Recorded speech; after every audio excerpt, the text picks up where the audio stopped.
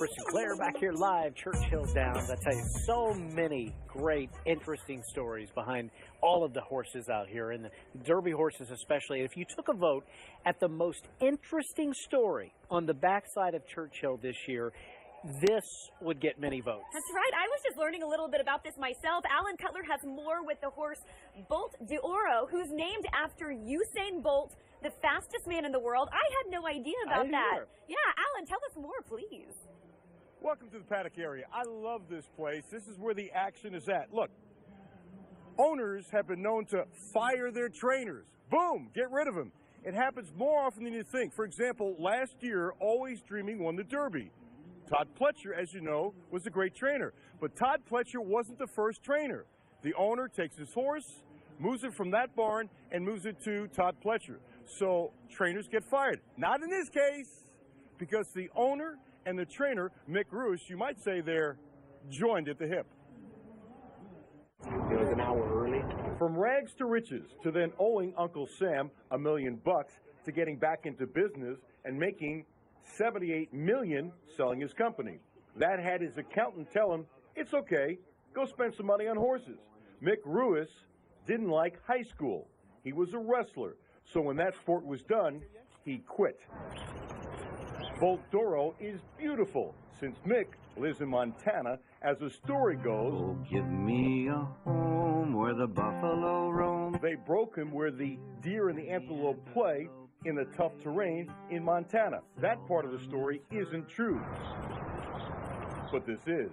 And it's tough to imagine taking an expensive horse and breaking him in that tough terrain in Montana. It's true that he was broke in Montana, and they took him through the mountains and the trails there, so he got to see a lot of animals. By the time he got to Santa Anita with us, I mean, he was bulletproof. There was nothing that would spook him. He had a really good mind. Yeah, I would think that would make a horse much, much, much tougher. Oh, I used to go when I'd see him, and we have a 10-acre field, and he'd be running full steam through that. And I'm thinking, that I just bought that yearling for $630,000. If he steps in a gopher hole, this ain't gonna be good. But you know, you gotta let him grow up tough, kind of like how I grew up, and you know, just things come easy after that. It's so rare to own and train a Derby horse. A couple weeks ago, Bob Baffert, who's won this 4 times, goes up to Mick and says, hey, you know, you're going to find out this is a tough business. His response, hey, Bob, why don't you try buying them and training them?